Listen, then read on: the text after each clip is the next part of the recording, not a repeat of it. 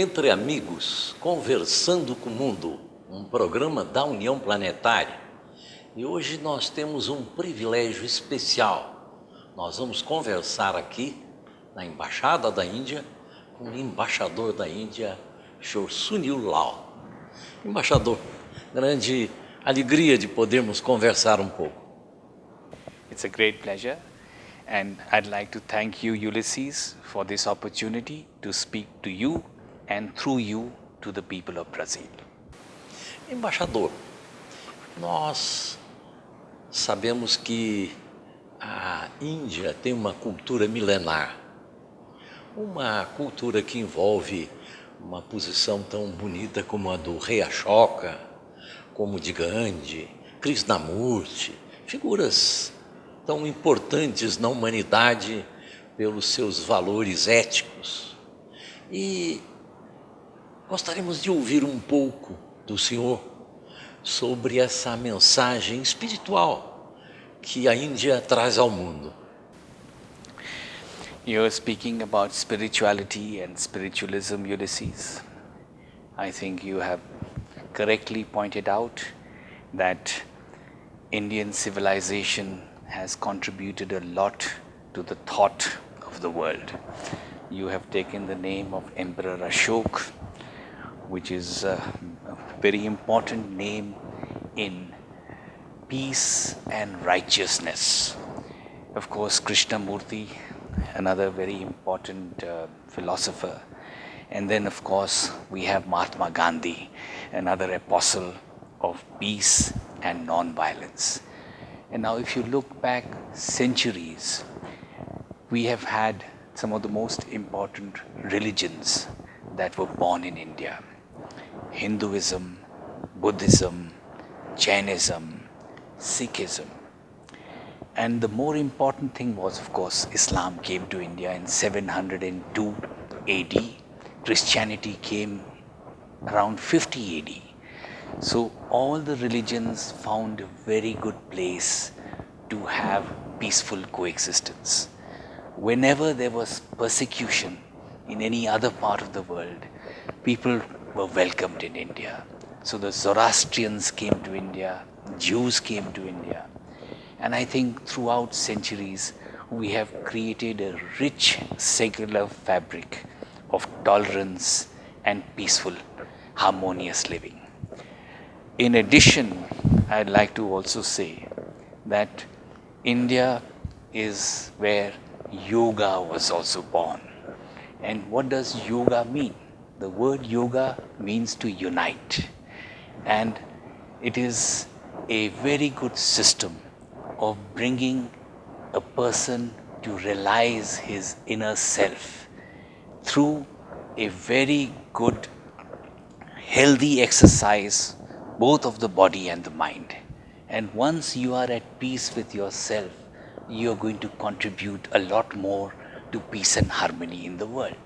So I would say yoga is another very important aspect of Indian civilization, which we should add with peace and harmony. And I'm also very happy to say that we have had now already 2 international days of yoga on 21st of June, and we'll be celebrating the 3rd one this year all over the world. So these are just a few ideas I give you, but one last word about peace and harmony. The philosophy of India is based on a Sanskrit phrase called Vasudeva Kutumbakam. Now Vasudeva Kutumbakam means the world is one family. So even before the world came to understand globalization, in India, our sages had already been looking at the world as one integrated unit. So this is what I'd like to say about our links with peace and harmony and our civilizational kind of continuum that starts with our philosophers and still, I think, continues in India today. Embaixador, diante dessa postura, dessa história que a Índia tem tão bela, tão extraordinária, eu vejo que nesse momento em que o mundo passa por tantas dificuldades, que a Índia é que tem o principal papel de levar essa mensagem para o mundo, de levar ao mundo a percepção que fora da harmonia, do entendimento, não existe solução para a humanidade. I think what you are trying to say is that India is well placed to give a message of peace and non-violence to the world. I agree with you that that has been our effort and will continue to be our effort. But then there are many other trends that are happening in this world today. And it is even more important when there is xenophobia and when there is a lot of, I would say, disharmony in various parts of the world to understand the basic tenets of peace and harmony and peaceful coexistence. So actually, I mean, you are very right. We have to go back to some of our spiritual tenets. We have to go back to the values which are universal.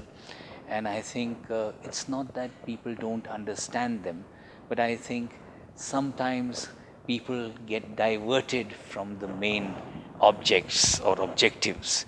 And this is a very important time to bring them back on the right track.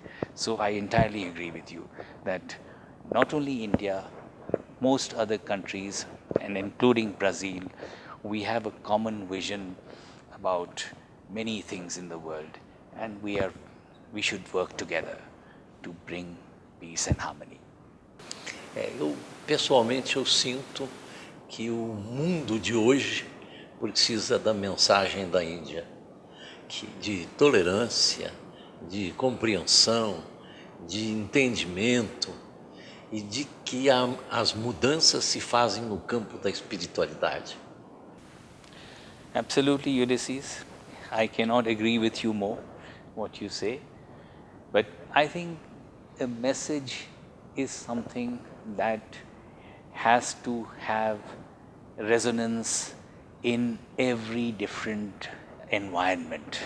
So I think every message has its time and place, and I think in this world we are seeing actually a growing need for bringing such a message to the people everywhere. So I think you're right, we should work together to deliver such a message.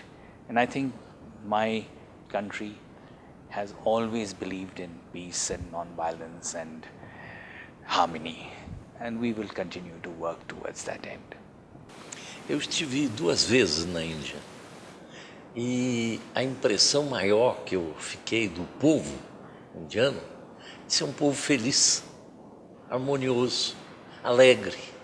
Foi a impressão maior que eu fiquei do povo indiano. Well, actually, I don't think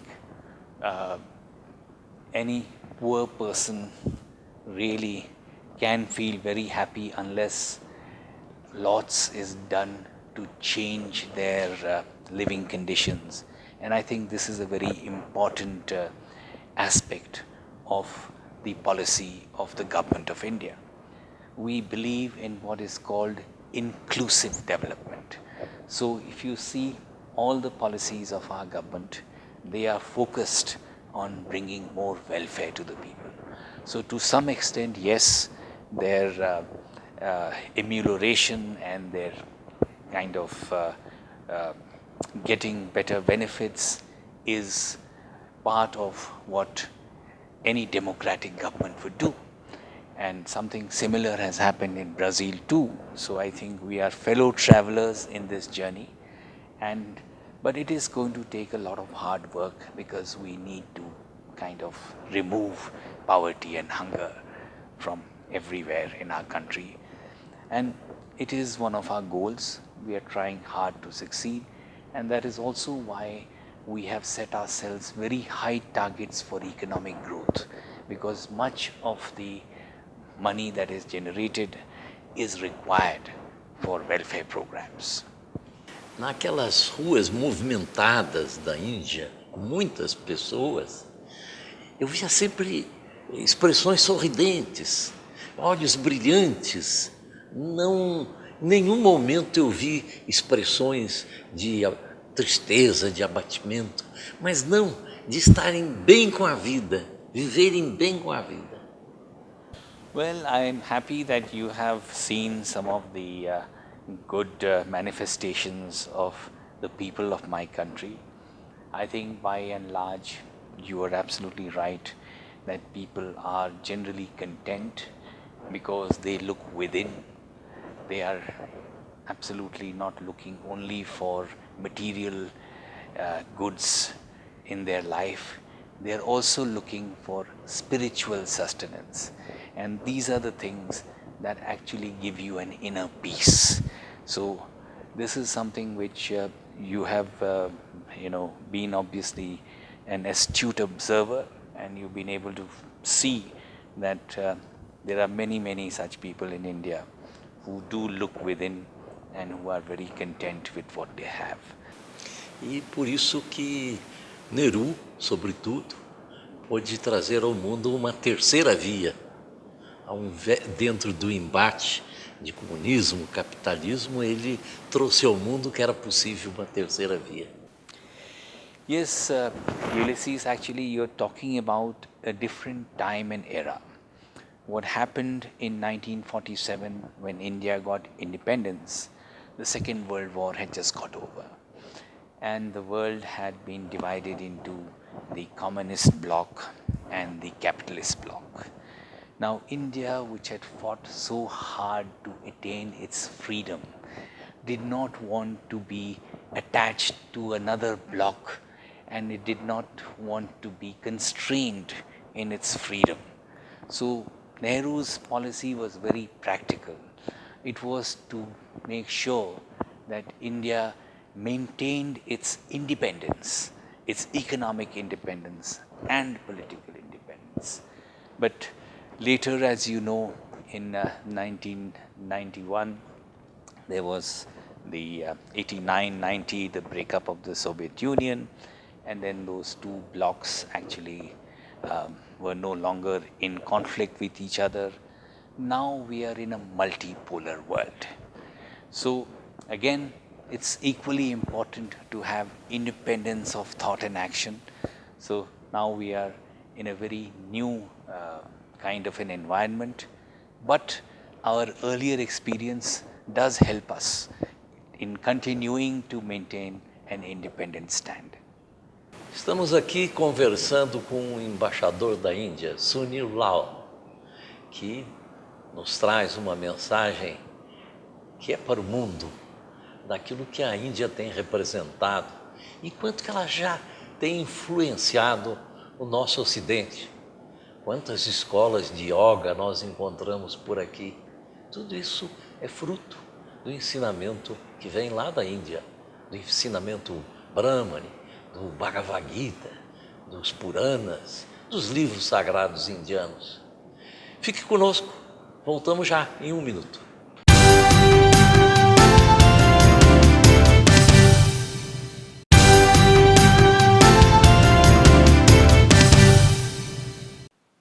Sunil Lal, embaixador da Índia no Brasil, é com quem temos o privilégio de conversar aqui no nosso programa Entre Amigos Conversando com o Mundo, um programa da União Planetária.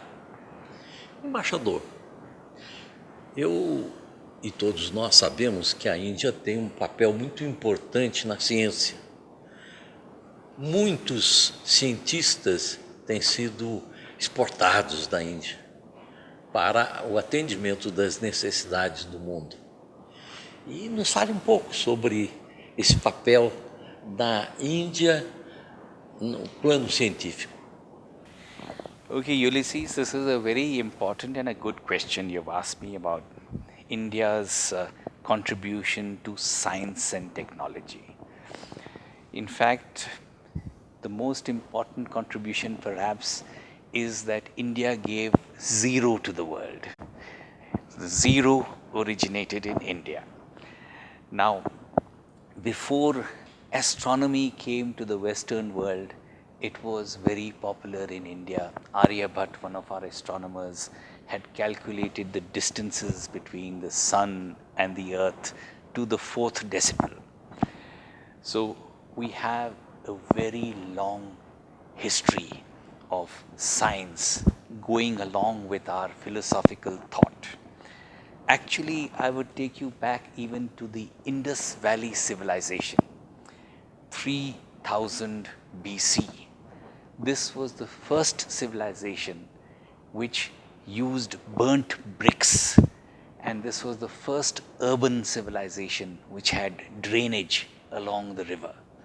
So we have had a great tradition of scientific thought, which also translated into medicine, because Ayurveda goes back again many centuries. They say that it's between 600 and 200 BC. We have written texts which are the Charaka Samhita. Also, the first surgeon of the world was Sushruta around 800 BC, and he has written a work which shows 130 different surgeries and using 120 different implements. Now let us fast forward to now, in the last maybe 50 years. It was an Indian that discovered the Pentium chip. It was an Indian that contributed to the discovery of DNA. And just this February, India launched 104 satellites using one rocket.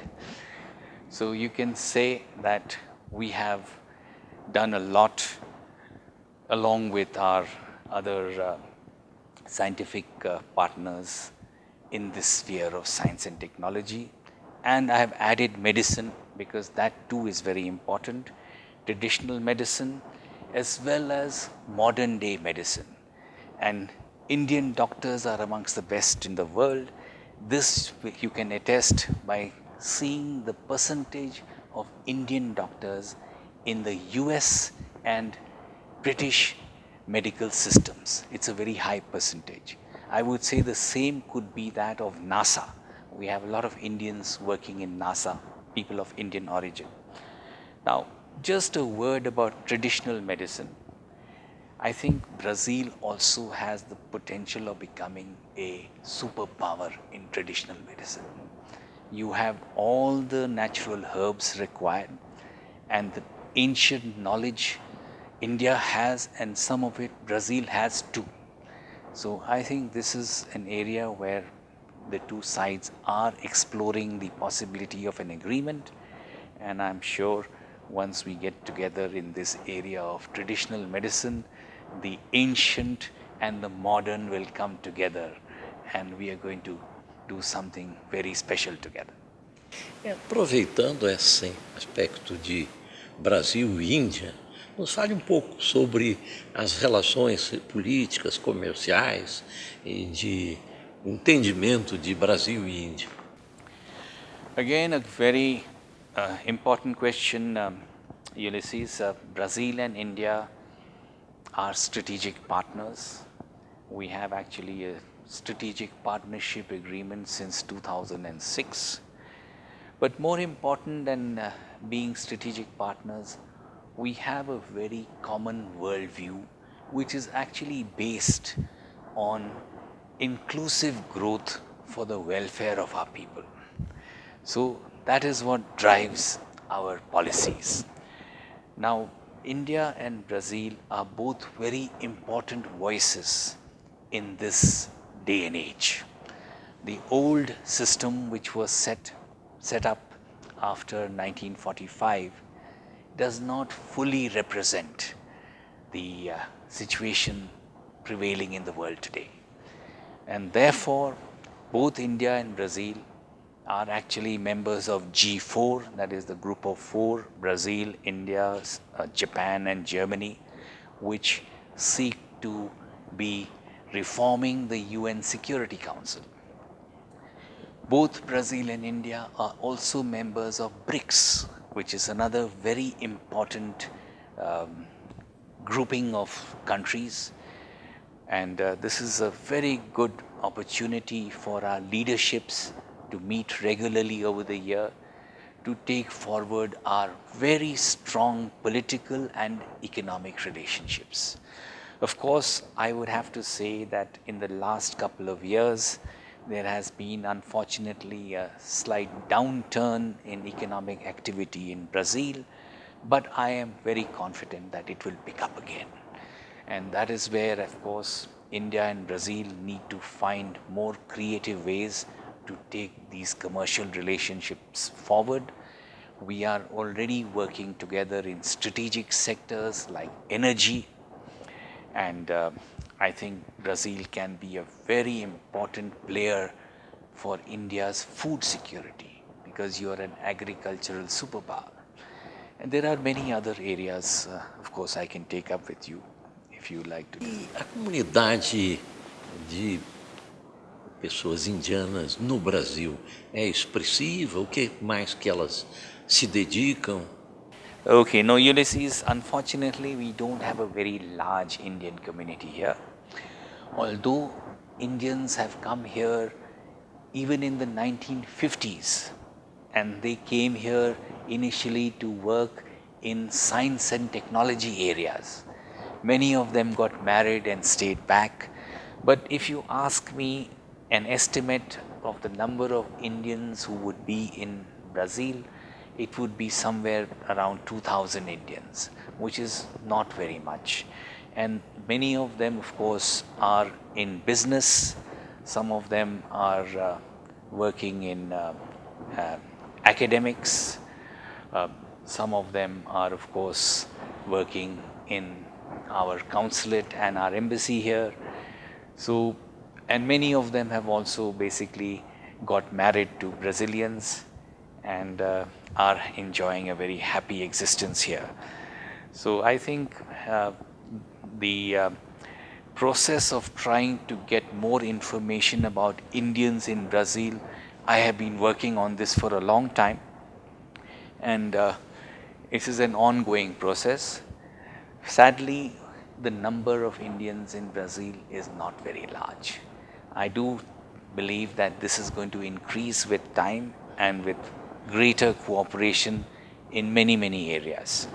So we need to basically look at opening direct air routes, doing much more commerce, adding tourism, and basically trying to do more to bring about an awareness of Brazil in India and India in Brazil. And here is where you come in. So thank you for this opportunity. E a atuação da embaixada para trazer a cultura indiana a esse programa que vocês fazem de chá com letras, né? E poesia.